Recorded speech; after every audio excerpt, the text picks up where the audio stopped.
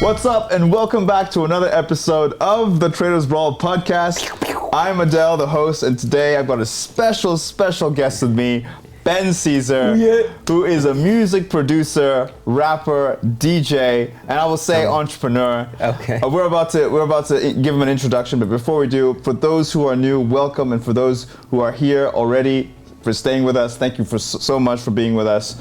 We are a social media marketing agency, and we're here to learn from other people who are outside my industry. In this case, we're actually going to learn from Ben, who's going to be speaking about the intersection of music and tech. So that's what's up. Ben, how you doing? I'm good, bro. It's good to be here.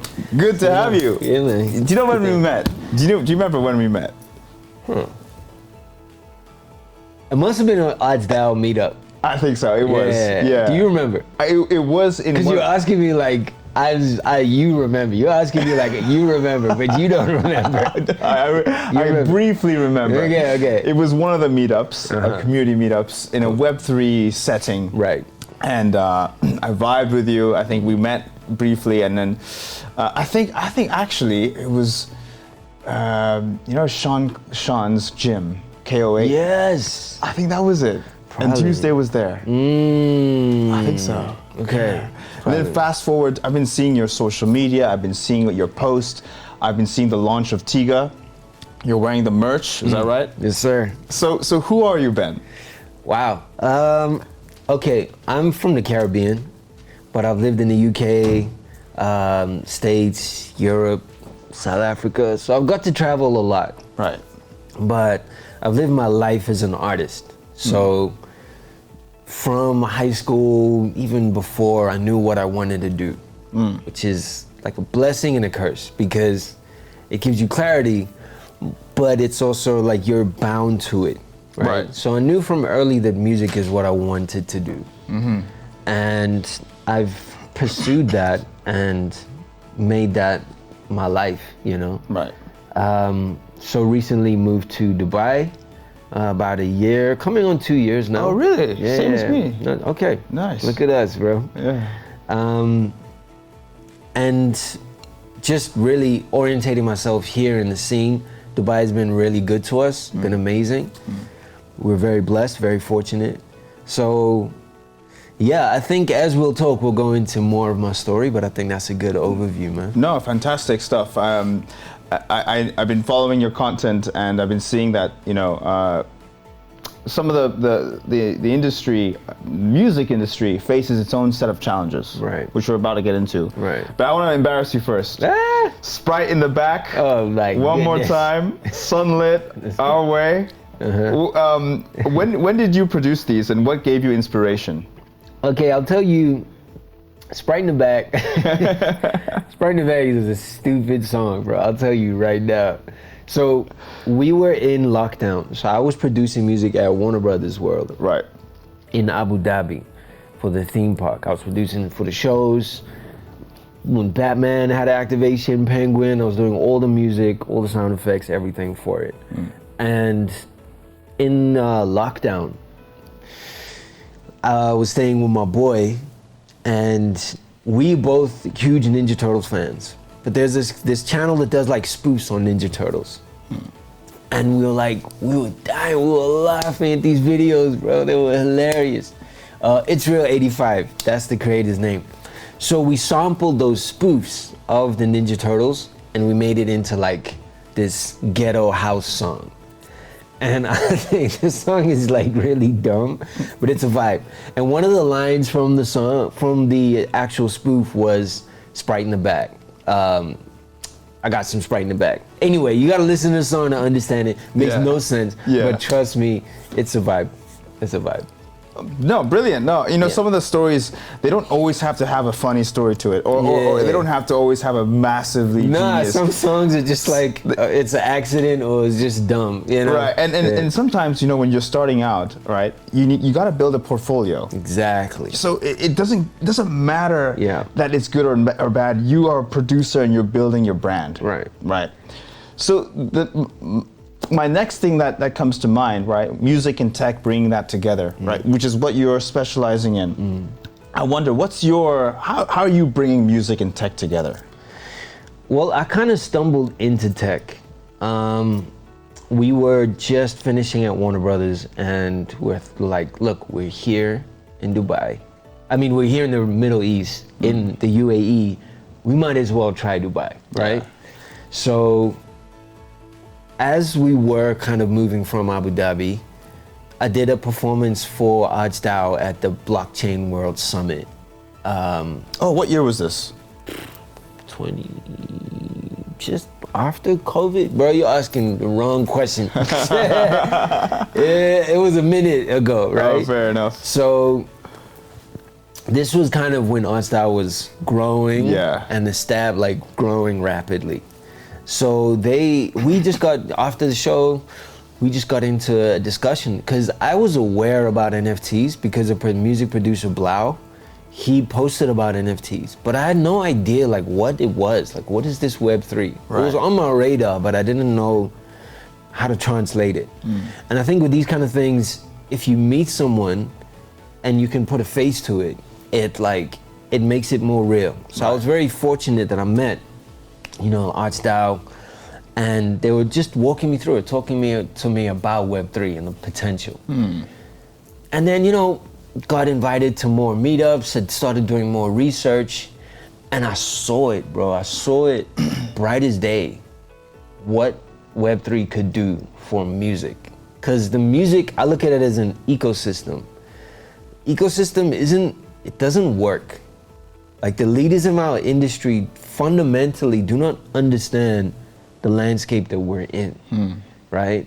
I think, like, if I can just give a bit of context. Sure. So like, we know, music started with record players, CDs, and then Napster kind of was a huge disruption. I used it.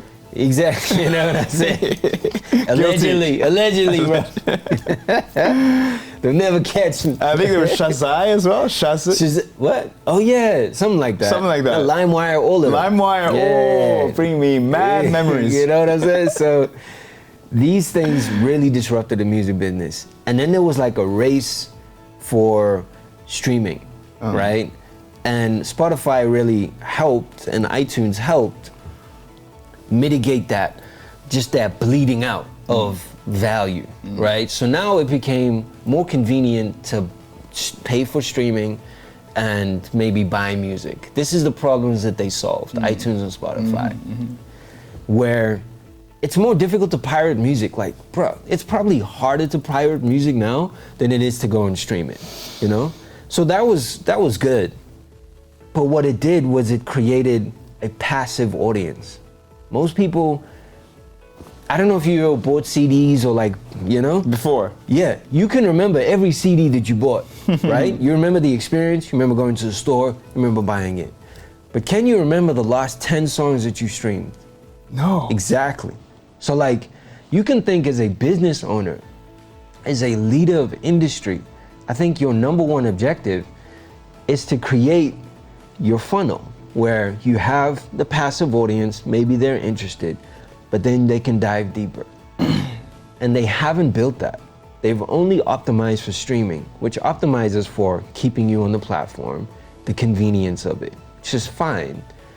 But if you want to deep dive into the artist, you're gonna go onto their profile, which looks exactly the same as everybody else's on the platform. Like if I go to SZA, if I go to Drake, if I go to Diplo, the images change, but it looks the same. So there's no immersion, you can only stream the music. There's not even a lateral experience. So this is my biggest criticism of our current ecosystem. And I felt like Web3 was another way to build an ecosystem where you could have direct contact and you could speak that and build directly with your community. And I saw that. So that kind of was where I kind of exploded, or tech exploded in my face, right? And ever since then, I've really kept a close eye on tech and the intersection with music. I see. No, it makes sense. Now, the peer-to-peer is a very big use case, the peer-to-peer experience where you can directly go without any intermediary, which is the very, very foundational, you could say, body of blockchain. However, the thing is that will people, customers, be willing to pay for artists' music when they have Spotify? They pay one fixed fee and they get the whole discography versus a CD for one time. And this is it's a challenging valid question. 100%. But here's the thing: we have to look at vinyl, right? There's a resurgence in vinyl that keeps growing, right? It's not like it's petered out. And I think, honestly, physical is making a comeback. And honestly, it's within the music industry's own interest to look at other mediums. Because streaming, if you look at the numbers, if we look at what's happening, they're kind of maximized on they're saturated on these developed markets. They're trying to look at developing markets, but then there's infrastructure, there's other challenges that they have to face there. And it hasn't been as explosive. So streaming, the industry, music industry is realizing is not the answer. It's not the only answer. And I think like that's again, a failure of our leadership in the music industry is them not understanding that streaming is not the answer. We have to build deep dive and niche. We have to build ecosystems where people can go deeper with artists. And that should be integrated into the platforms. Like, I get so frustrated, bro. I know. I really think that we're probably in the worst era for music experience. I agree. Right? Like, it sounds good, get all the music that you want at the click of a button. Right. But at the expense of being able to immerse yourself in an artist's vision. You know? But I guess there are other ways of showing your fan base. Like, for example, Eminem. He's recently been on the spotlight. And Eminem, he has merch, Mom Spaghetti, right? That's a brand of his. Okay. And I think he's teamed up with Gin and Juice, with Dre and Snoop. So, of course, when you're at that level, you can. Yes. But when you're not at that level, how? Right? So building merch, you got merch, for example, you're wearing it, you're flaunting it.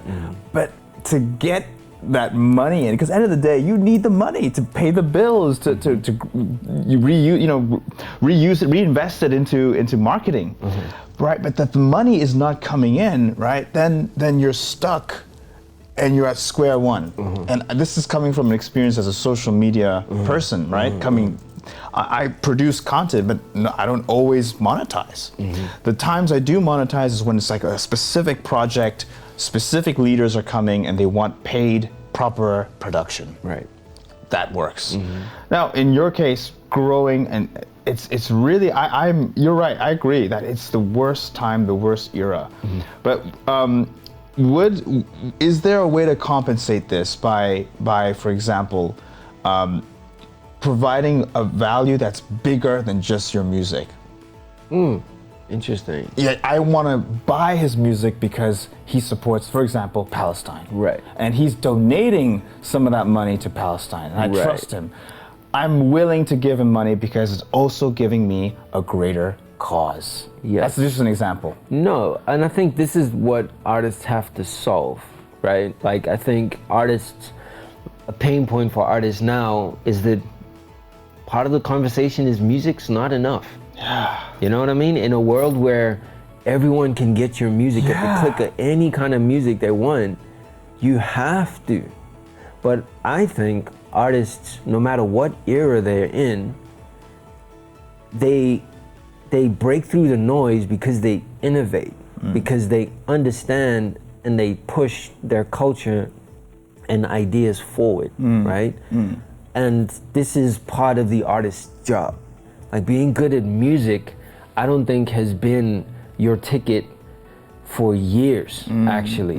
I don't even think social media is the problem, you know? I think, but whether or not, the fact is, it's not enough. It's not enough. So, like, being great at music, I know people who are honestly more talented than me, right? I don't think talent is even the game in music. Oh man. Because like, if you want to impress your friends, cool, you're the most talented person in your group. If you want to make it a business, congratulations, you have to learn all these other things. Oh yeah. Management of your time, your mentality, I think mentality is far more valuable when you're talking about in a professional space than talent. Like talent, you can get better. I have a lot of feelings about talent. I think we overvalue talent. But mentality, what I've seen in the professional, in the music business, is consistency. It's the people who can knock on doors, people who know how to network, who know how to talk to people, who are personable, who are disciplined. These are the ones who have a career, bro. Honestly. The other thing about being more than just an artist, right? Yeah. Talent is one thing, you produce great stuff, but more than that, more than just donating to charity, could be the Web3 experience that you give is that when you buy this and you get an NFT that certifies that you own it, not only do you get the music, but you get dinner with me. Yeah. This was something that happened in Web3 for right? sure. They can do this. We'll have dinner together. It's a one-to-one, and you can tell me about your music experience. You know what? I spent a lot of time trying to onboard artists into Web3, and I was like, you saw, bro, I was oftentimes the only artist in the room, like the only person in music at these crypto like things, the NFT meetups, the crypto expos, the after parties, all the meetings, all of these things. Yeah. I was the only person in music Yeah. because I was learning so much. The education that I got, you can't pay for that kind of education, right? So I was soaking it all in, and I was telling the music community, guys, pay attention. Because you brought up something very valuable and important, was in Web3, it forces you to now think of yourself as, okay, I want to sell this NFT. What other value do I bring? How can I justify people spending $10, $50, $100, $500 on my NFT? That forces you to think in an entirely different way. Correct. Because artists get the worst education. They're like, okay, cool. Start social media, post 3 times a day, whatever, good luck. And upload your music to Spotify, streaming, good luck, right? Yeah. That's it. So a lot of artists, they do this and they never stop to ask, okay, what can I actually do beyond that? What value can I give? And being in Web3, it forced me to answer those questions. And I sit with the team, they're like, okay, what can we do? How can we incentivize this? And I think that's just an important exercise to do as a business person, but especially as an artist. And I think this is what Web3, what a key to Web3 was for me. Wow, no, I really, really value that. The Web3 experience is that you're in it for the money. People who get into NFTs, generally speaking, are in it for the money, unless they're a diehard fan and they want to keep it for life. The NFTs as a souvenir. But generally speaking, they tend to flip. I buy this NFT thinking it'll go up in value and I'll try and flip it and sell it. But you still need a buyer to buy it off you. You need to sell it. In order to sell, you need to have selling points. Like, he is a great artist. He donates to Palestine. He'll give you dinner. You can have it because maybe I moved on, but you can have my ticket or you can have my whatever. He's performing at XYZ next Tuesday. Right. Tuesday. That's my wife. I know. That's his wife right there. Interesting, very interesting. But I would challenge that though, because you said that, you know, people flip, and I found there was a distinction between the Web3 music community and Web3 community. Right. And they were not always the same at all. Even the spaces, the energy was different, the talk was different. You know, the music community was very much like, yo, I support this artist. If this person's dropping, okay, we're gonna go to his, you know, Web3 launch, his Twitter space launch party, drop party. We're gonna be a part of that moment. And I think I was always surprised going into other spaces where they'd be like, yo, bam, it was a lot more of like a chill space. And the energy was entirely different. Entirely different. So I think, Web3 music was a bit different, and in that people would support it, be like, yo, I saw your progression, I saw how you've been grinding, how you've been building. So it was a bit different though. No, really good. You have to know the difference. There's a massive distinction between those two. I agree. Coming back to TIGXA now, your brand. What is it for the audience who may not know what TIGXA is? What is TIGXA? So I'm obsessed with anime and animation. Is it? Yeah, like obsessed. Like, I grew up Ninja Turtles, I felt like I had the action figures. I felt like I was a Ninja Turtle. Yeah, Dragon Ball Z.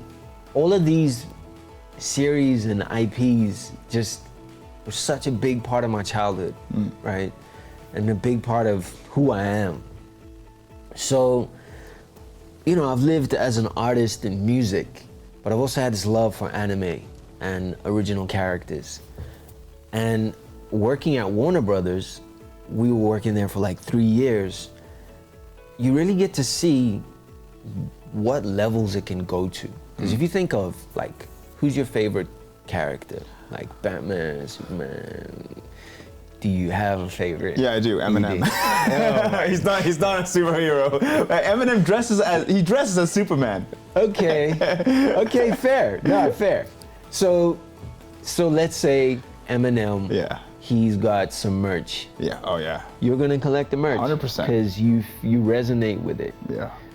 And to an extent, he's kind of an avatar or a kind of A figure. A figure, right? Exactly. Just as Superman or Batman is to an extent. So like your family, your younger siblings, if you have kids even, you'd be like, oh, Eminem. You'll introduce them to Eminem, you'll talk to them about Eminem, right? So what I experienced at working at Warner Brothers is you'd see whole families come and the father would be like walking around the park and be like, ah, this is Scooby-Doo, this is Batman. He'd be showing his kids. So it's this generational sharing of an experience. And this is the power of intellectual property IP. And this, I realized that and I was like, this is actually the business I want to be in. Because this is what drives me. So TIGXA is the manifestation of music and anime. So we're building original characters, and each character represents like a different genre. So people can collect, you know, we got Payroll, Vika, TIGXA, there's numerous characters coming out, and you can collect all their music, all their merch, all the figurines, and take the journey with them. So I think it's an entirely different experience than people have had in the music and anime community. There's a lot more to it, and it's honestly, there isn't really a reference point for it, so it's always difficult to talk about it. The best thing is to just show the world. For sure. Show the world. I really like this. Like every character is represented accordingly by the superhero, as you said, or the. Well, they're not all superheroes. Yeah. They're characters. The characters. But people resonate with characters and they identify with characters. They're like, yo, that's my guy. Yeah. Right? They feel like Batman speaks to a part of them. Right. And it's that relationship, that bond that I'm really obsessed with, you know. Is TIGXA right now monetizing, or is still working on that? We haven't launched, bro. You haven't launched We yet? haven't launched. Okay. Yeah, right now we're doing the catalog. So we did a competition. I had an a cappella, which is just like the vocal for a track, and I released that and put it out to the producer community, and we did a competition with the producers who could do the best remix. The community voted, and we gave a grand prize to the winner. And that was one of the first official drops for TIGXA. So right now we're building catalog. That's why I'm not like promoting TIGXA heavily, we're just building. Building the portfolio as well. Building the catalog, portfolio, exactly. Got it. Yeah. What would a launch look like in your eyes? I don't see it as a launch. You know what I learned as well is this process is iterative. You have to build intentionally and consistently. Like I don't like words like viral and blowing up. Right. Because it can ruin a brand, it can ruin a moment. I think building consistently, and I actually want to give you props, bro, because you've been building consistently. I remember like you were starting Traders Brawl, you know, you were starting your spaces, and you've been building consistently. Thank you, and bro. I respect that, dude, Thank because you. I know how hard it is. That's like the hardest part. The hardest, because you're on your own, and I feel like it's sometimes the most lonely job in the world. Right. Because if I don't do it, nobody else will. Exactly. Right? I got to stand on my own 2 feet. Is there? You know? Yeah. I want to embarrass you a little bit more before we move on. My guy. I Okay, saw- look, here's the deal. Take your if you're gonna embarrass me, take your shades off. All right, done. You're gonna say, there we go. Now Done. he's square. Shades are off. Now he's square. Shades are off. You appeared on the Zenith magazine. I did. You did. I did. The Zenith Lifestyle. Yes, sir. What was that about? Talk us through that. We met the editor, Bilal. He's amazing. He's done amazing things, worked with GQ, then he's launched Zenith magazine. And he wanted me to be in the cover. I was like, I was like, hell yeah. I'll be there. Let me see, I'm not doing, I'm free, I'll be there. Yeah, it's cool. Oh, cool. It's cool. So it was just like, called you up and said, come along, be on my magazine. Yeah, pretty nice. much. He was just like, hey. Did he interview you? Or Yeah, not? he sent me some questions. And just hit him back. Oh, sick. Yeah, it's No, amazing. It's good. It's amazing. Really good stuff. Very cool. Now, so going into maybe some questions I have about the rap industry. Okay. There was a trend, or there still is a trend. There is an ongoing trend of using autotune. A lot of people using autotune, and in some cases, many cases, they're successful. Right. Post Malone uses it. Many other mumble rappers that I can't bring to name, but they do. What's your opinion on autotune? I don't think it's that deep, man. I think honestly, Ariana Grande uses it. People you wouldn't think use it. Use it. Because it can do two things. It can just kind of smooth over the edges, right? So you get that like pristine, especially for like pop, you want that clear, pristine production. It can do that. Okay. But it can also be like an effect. If you turn it to 100, it can become like a distinct effect where you're like, okay, that's auto-tune. So it can be used subtly or not. I think it's a creative tool, and I think people have really transformed it into its own thing. And people either love it or they hate it. Right. But I think, like anything, like an amplifier, it just gives a tone to something. I mean, everyone's using it left, right, and center. Yeah. Lil Nas. Future. The Future, all Drake them. even. Yeah, everybody. Lil bro. Pump, Lil Xan. Yeah. I mean, you got these mumble rappers as well, and they're all tatted up as well. Right. No problem with whatever. It's your life, it's your body, but you're not even saying much. What are you? Okay, what are you saying? So tell me, what's your opinion, bro? Let's go into that. Let us know what you really think. I don't like it. You don't like it. I don't fuck with it. Okay, I mean, look, you like Eminem, so I think you like rap. You like rapidy rap. Like raw. Yeah, bars. Okay. Well, what are your thoughts on Eminem? I mean, he's been around for a long time. Yeah. What are your thoughts? Dog, Is he irrelevant now? No, I don't think that's. I think the landscape has changed. Yeah. And like, look, I respect Eminem, and there's some of his things I think unmatched. Right. Like, I would say a lot of the time I'm a fan. You know what I mean? There was an era where I was like, man, Marshall Mathers LP, Slim Shady LP, just like forget it. Some of my favorite works, you know? I think this new release is interesting. I think he's done a lot of work that hasn't always broken through, but this run that he's doing now, I think it's breaking through. And I think like people have wanted him to return to Slim Shady. And the entire landscape has changed, because now there's things you can't say, you get canceled. That wasn't around when Slim Shady was out at first, right? Correct. So I think it's a really interesting thing to see what happens, how it lands, because I look at an artist, how are they marketing themselves? I look at the music, but how are they positioning themselves? I look at the whole play. And what do you think as a fan? Like, what do you Fair think points. is No, really well said. I think he's one of the white artists that made it through, and for some, hip hop and rap is black people's music. It started off with that. When you have a white rapper, in some cases, when you have a white rapper who does it better than you, some black artists can't accept that very well, and they're very vocal about it. It's like, oh, he's successful because he's white, Make of that what you will, but I think what really stands out about M is that he rapped about his childhood. He talks about how he wanted to kill his mom, or kill Kim, his wife, ex-wife. that's really vulgar stuff. Yeah. But who else did that? Yeah. Who else? Who else had the balls to do that? Right. But not only that, some of his diss songs, like he ended the career of MGK.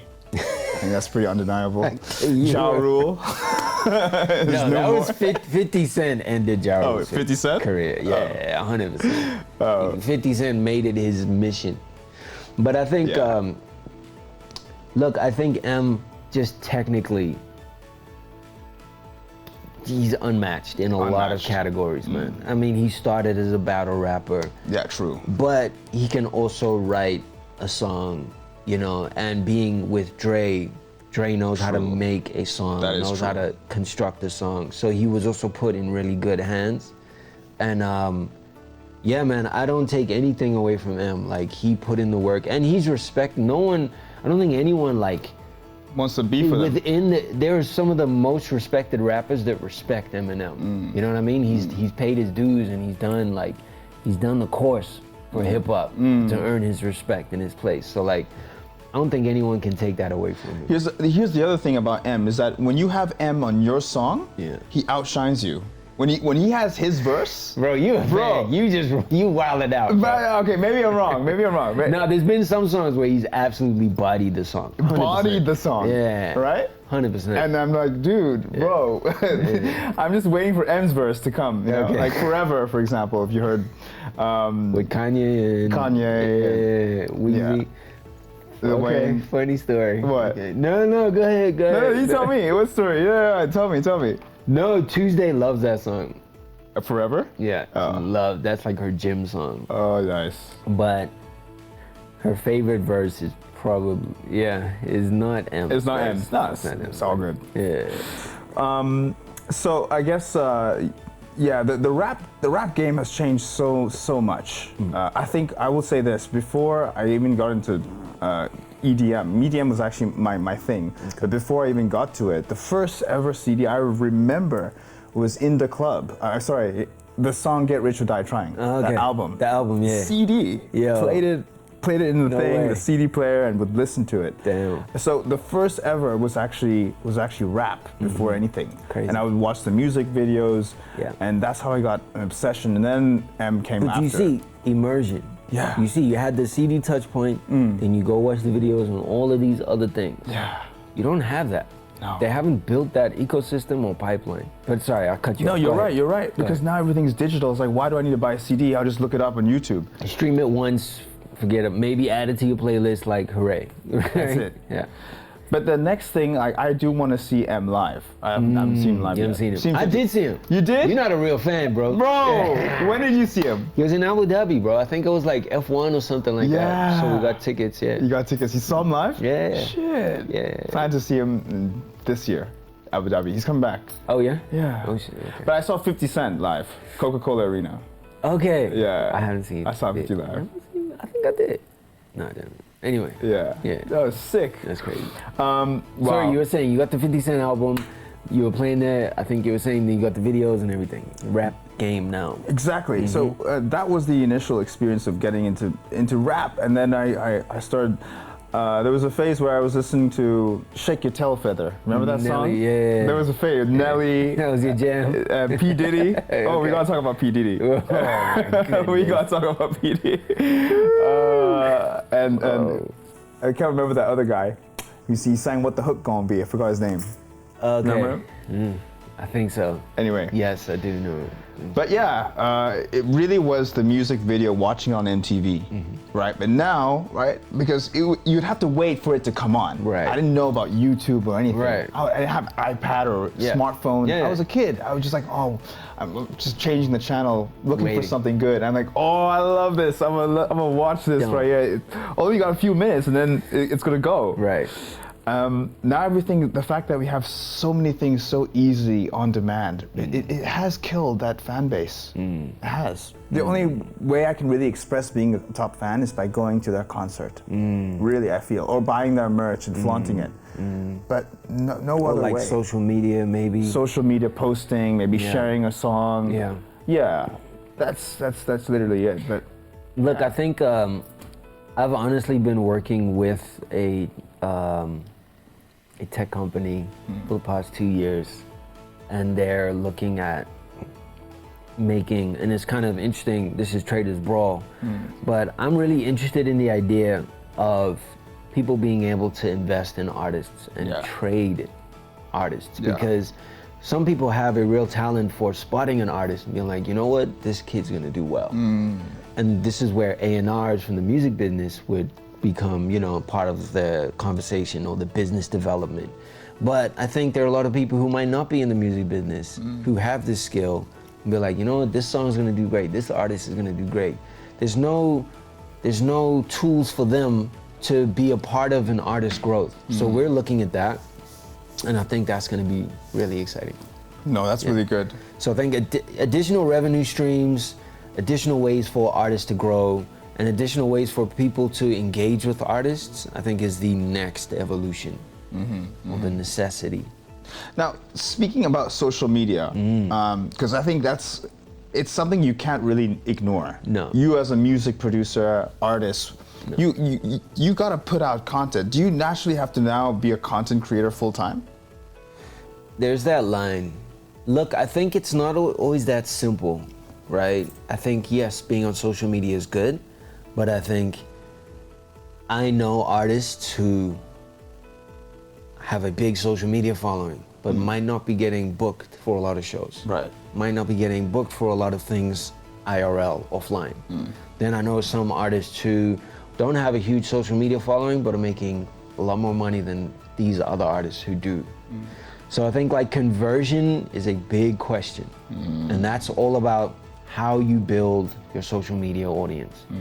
Because, I mean, this is a weird analog, but if you look at finance, right, it's a lot of people say that's a good category because the audience is optimized for advertisers. So you'll earn more on YouTube if you're in the finance space because advertisers pay more to be on your platform. Correct. So it's this kind of thinking where it's like, okay, what audience am I trying to build and how can they convert? And this is getting quite far away from music because even to talk like that isn't what an artist should really be doing. Yeah. But it is a reality, right? True. So like, if you're making teeny bopper music and that's your audience, and you have a large following, but you're not able to convert that, I think that's gonna be painful. Right.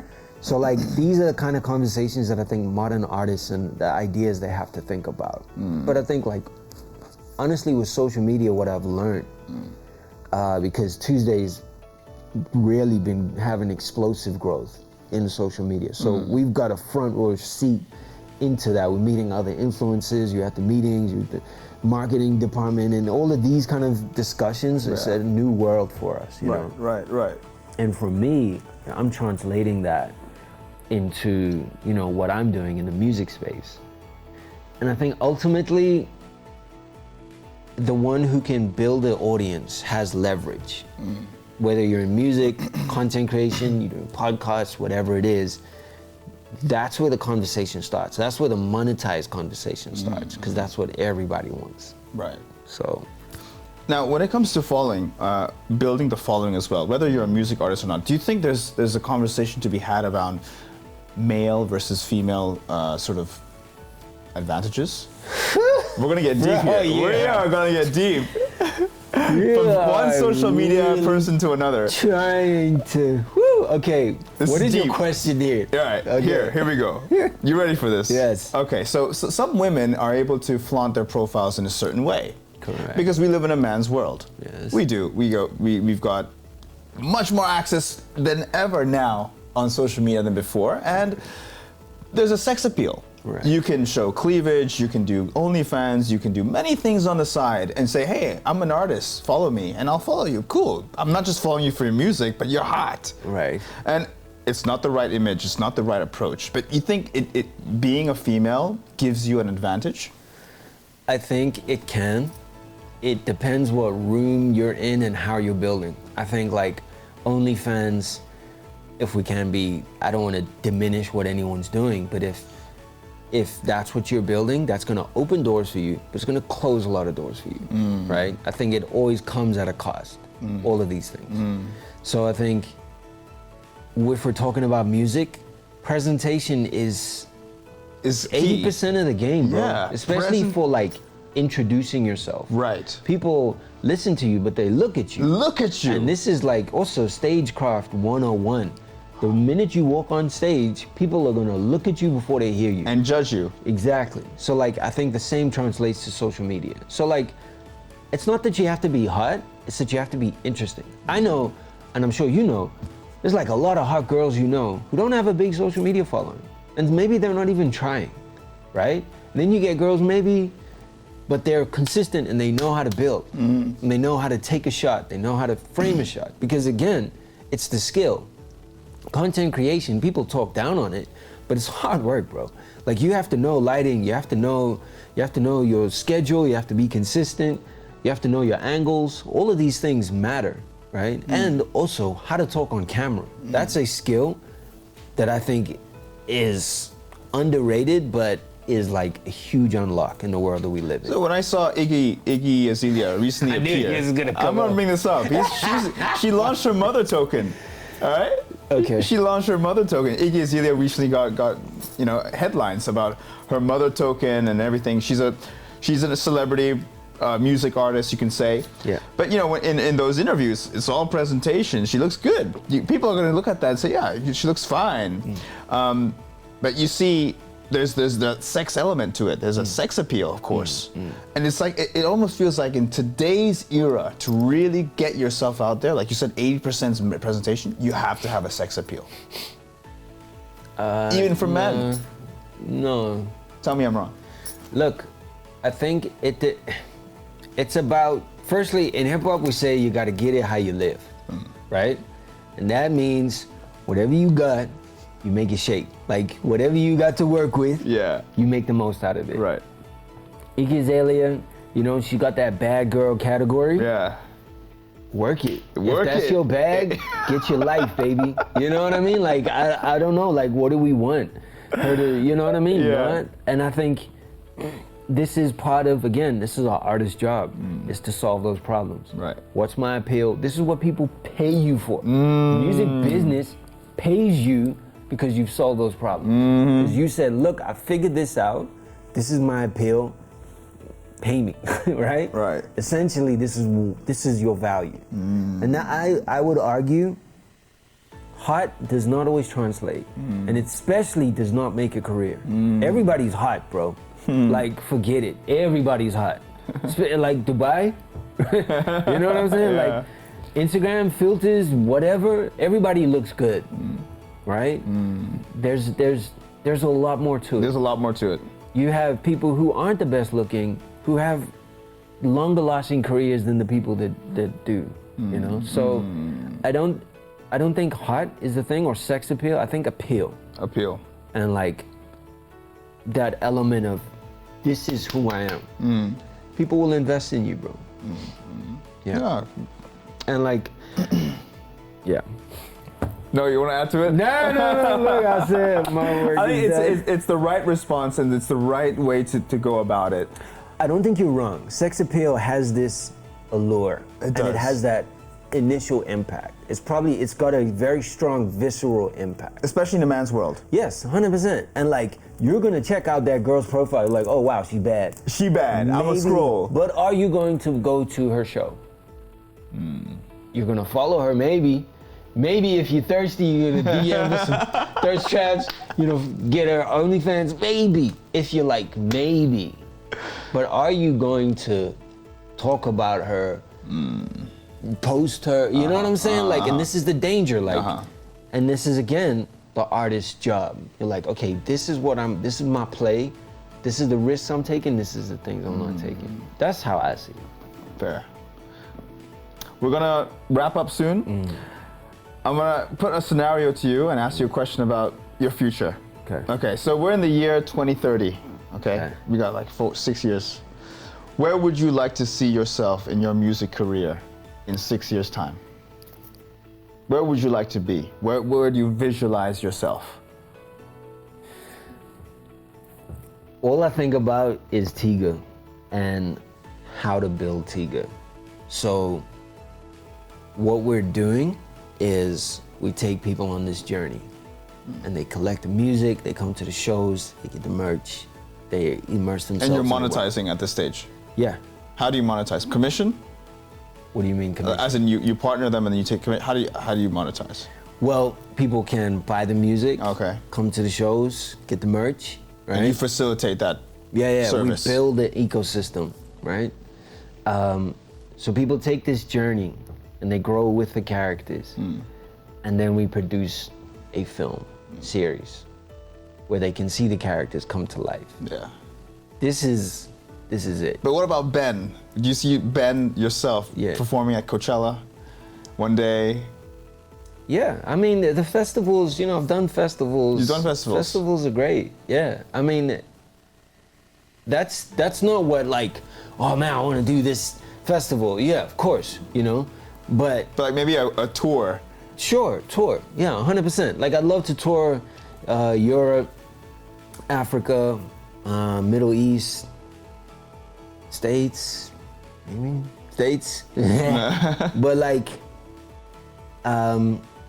that's not how I think. Okay. I'm thinking like, I want to build the ecosystem, and it's more the person who's taken that journey, how they're feeling. That's what I'm obsessed about. It's like, I want people to be arguing over, yo, did you see Payroll's job? That was crazy. No, this song was better of the, you know, of the different characters, like matching them up. That's what excites me. Wow, that's what interesting. I envision. Wow, that takes more priority than you building your personal brand. My personal brand develops, you know, as it does. We're talking about like what my vision is, what excites me. So yeah. Do you think that personal brand could make this TIGXA even better? That's a very good point. So what I learned again in Web3 was, because I was an artist, but because I knew about Web3, I was invited to talk about all of these things. Yeah. So I learned about positioning. So like, I have a lot of friends in advertising and marketing, and we always talk about like positioning, and I never understood it. I heard it a million times, but I never understood what it meant. But once you're put in that place where people are calling you saying, hey, you're in music, but you understand Web3, we want to talk to you. Then I understood, okay, I'm at the intersection of music and tech. Right. That's a position, right? And this again goes back to the starting point. As an artist, you need to solve that problem. What's the position or brand? What is my position? So Ben Caesar, honestly, strategically, we're just building the profile of Ben Caesar so that the TIGXA has a strong foundation. Correct. We need to make sure that the brand Ben Caesar, if I can talk about it like that, has credibility, has a good reputation. Because you look at Elon Musk, maybe that's a bad example now, but like Stan Lee, right? These are Steve Jobs. They represented these companies. Right. Tesla banks on Elon Musk's Because remember, reputation. companies are run by humans. Right. So when I look at TIGXA, I'm gonna say, who's the founder? Exactly. Then who's the founder's profile? What's his credentials? Exactly. So that was the reason for the question for Fair. for which one should be prioritized in your opinion. Right now, again, that's why we haven't launched TIGXA. Yeah, This is a very good point. yeah. It's like we need to establish Ben Caesar, and as we're doing that, we're simultaneously building a foundation for TIGXA. Makes sense. Makes sense. One last question before we wrap up. All right, people of this generation, Gen Z, Gen Alpha, right? You have kids yet? No. No. Planning to? Okay, I won't get into it. But you're gonna have to deal with it eventually if you do. Your kid's gonna say, Dad, I don't know what I want to do. I don't know what I want to do. Dad, can you give me some inspiration? Maybe I want to be like you. What would you say to kids of this generation now who are like, AI is almost taking every job. Social media is more about consuming than it is about posting and actually connecting. Everything is becoming disconnected. What do you think? I don't agree with you entirely. Tell me. I don't know, is AI taking every job? Yes, it is, 100%. And I know people who've been very much There's affected. even copyright issues with AI. Yeah. Music Look, artists. music AI is a whole can of worms. Oh yeah. And like the music industry is in a very interesting place. What do you think about me? You're a music fan. Sure. You're like a DJ as well. You Sure. do DJing. I'll tell you what I do think. you think about AI You know music? what? If I could use an AI that could, you know what, take some verses from Eminem without his consent, and then take some nice beat I love from another artist without their consent and make something huge, I don't need to pay any dues. I don't need to pay any bills. Bruh, I made this myself. And sell it, and it blows up, bruh. Bring it in. You That's see? wild for me. That's bro. wild. That is wild, because you're an Eminem fan. I am. So like, that's wild It's an example. for me to It's an hear. example. Okay. Okay. I you don't see- actually believe this. No, but I think you're right, and I think there is that mentality, and you know we've seen some AI companies develop this exact thing where you can press a prompt, and then you got a song. Done. And the problem is what all of these tools are being built on. It's built on an ecosystem and a music ecosystem that isn't working. Like, we already have too much music. Now you're creating a tool that can 100x that. Where's it gonna go? And to who? You know what I'm saying? Like, social media is becoming less fun. Now you're having more average content being dumped on there. And this is where like the industry leaders for me are failing, because where? Where is all this gonna, and again, there's already copyright against these AI companies. Like, they're not thinking it entirely through. 100% you have to take the shot. If you're in tech, go big, take the shot. But then you're gonna take the L, because the music business, every day someone's in court for copyright, for the littlest thing. Do you think this is gonna land, right? Do you think you're gonna be able to copy this artist? I'll be anonymous. It's not about that. It's like, as soon as it's recognized, Yeah. it's not about, your account is tied to, if you wanna monetize in music, people, for me, I just look at the whole thing and I'm like, there's a fundamental, music copyright is so complicated, right? Itself. And my thing is, you get a lot of people who are now interested in AI music, and they're releasing their AI music, and they have opinions about copyright. But my thing is, if you don't know what IPI is, if you don't know what a PRO is, if you don't know how to register your work or the difference between mechanical performance royalties, don't talk about copyright. Because this is a infrastructure in the music business. And like it or not, I don't think it always works, but it is a function of the business. A fundamental function. It's not the sexy part. Everybody wants this, but this is where the work is, right? But people have opinions about it, but they just don't know. And I just don't see how it's gonna end well at all. Like, I don't see how it's gonna end well. So AI music, I don't think it's the revolution everyone is saying that it is. I think it's an interesting point in history. For kids, what to do? Tough question. What do you think? You know, we always say, follow your passion, follow what you're passionate about. But you'll still find kids who don't have passions yet because they're kids. So my response would be like, okay, try everything that you think you like. And then if you don't like it in a year's time, drop it. You know what? I think what we're living in now is like a headline era, right? Everybody knows something about something. Yeah.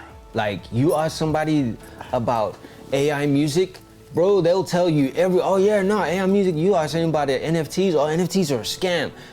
They got all their opinions that they've got just from like scrolling. They got some post that they saw developed, now that's integrated into their opinion and their worldview. Now the danger is they think they know. And this is exactly my point. Like, you got AI people, AI music who think they know, but they don't. Like, there's a whole depth that I think online isn't giving us, but it's tricking us to thinking that you do. And that's what I think is a fundamental shift in the world today. And I think the new generation, a lot of young kids, you know when you're young, like you know everything anyway, bro. Like when I was young, you couldn't tell me shit like, oh yeah, nah, rah, rah, rah. Now you give them these tools and you talk to kids and they know a lot. They know about Drake, Kendrick Lamar beef, they know all of it, but they don't understand the context and like the depth to it. So I think the most important thing for anybody is if they're interested in something, keep an open mind, dog. You know, the Pretty amount much, of people much. I've spoken to who think they know, who have no fucking idea, excuse me. It's okay.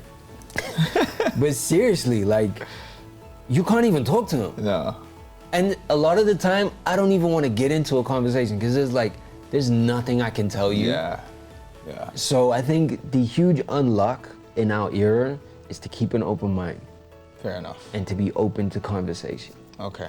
and to be curious. And honestly, I don't think that's ever changed or gonna change. Yeah. But the pain that you suffered as an artist, would you, I mean, pain, when I say pain, I mean struggle. Yeah. Struggle of monetizing. Would you still encourage, let's say, your son or a kid to go through that, even though you're not gonna monetize in a long time? Or would you say, no, work a 9 to 5 and do this on the side? Or do something you don't like because that's the way the world is? I don't think it's a straight line, bro. I don't think it's an either or. I was raised by my mother. We went through from like squatting in the UK to doing okay, struggling. So we went through a lot of different circumstances. And so she always allowed me to make my own decisions. So I don't feel I'm in a place to tell anybody, Makes sense. this, you have to do this. That wasn't the life I was given. For better or worse, I was allowed to choose, right? So I wouldn't be comfortable telling my kids you have to choose. Following the life of an artist, I've had to work part-time jobs. I've had to do jobs I didn't like. Not really didn't like, but it was just like you're grinding. You're doing this to get here, and you're doing this to get here. So it wasn't like, oh, you don't come up with a master plan. Yeah. You know, you figure it out. And I think that's the most important thing, is every day you're figuring out, okay, this is the new challenge, I need to figure it out. Who can I ask for advice? Who can help? Who can mentor me? What references do I have? Studying, keeping an open mind, I think is the best way to keep your mind together and keep your sanity. I think that might be the best advice, is like, I can't say get a job, working 9 to 5, ABC, that depends on where you are and what you're doing, you know? If you have parents to support you, go Maximize in. on that. You know what I'm saying? Maximize. Go in. Become the best at what you do, no matter what your circumstance. There's a cold world out there. Man, yeah, you know? Yeah. Like if you are working and you gotta, because I hear people who, I was working, I'd go home and I'd do my music. Or I'm at work and I'm writing. Right. You know, I'm at school and I'm writing. Yeah. Like, it's a literal obsession. Yeah. Right? Yeah. So, I can't give advice on that because I think it's all I think about. So it's not, I feel like I'm a bad example. Fair enough. No, thank you for being so humble. Sorry. Thank you for that really good advice. Good. Really, we've had multiple different responses, but this one is a unique one. So It's unique. for Ben, sure. thank you Yeah. so much for your time. My Really, God. really insightful. No, bro. And I've been following your page. I want to see you really. I do want to see you succeed. Likewise, bro. You are already succeeding. Likewise, right? bro. So let me know when you're next performing as well, if you are. Cool, I'll do that. And any collaborations with TIGXA as well, with Traders Brawl. Appreciate it, bro. Thank you so much. Shout out to the Traders Brawl community. Shout out to Web TV. Guys, keep locked in. Dell's building. He's genuinely building. I've seen you build, bro, from the beginning. Thank you. Consistency. And like, these are the people that you should support because they're gonna stick it through. And he keeps providing value, bro. The people that you've brought on here, I've learned so much, you know, watching these episodes. So Appreciate Respect, it. my dude. Fantastic, fantastic. the best, my Guys, brother. thank you so much for watching. We are gonna leave all the links to his social media, TIGXA. I'll put that there, no worries. His website and his music, everything that he's working on, I will leave a link in the description. But for now, thank you so much for watching. I hope you found this insightful. And I'll see you next time. Peace. Oh yeah.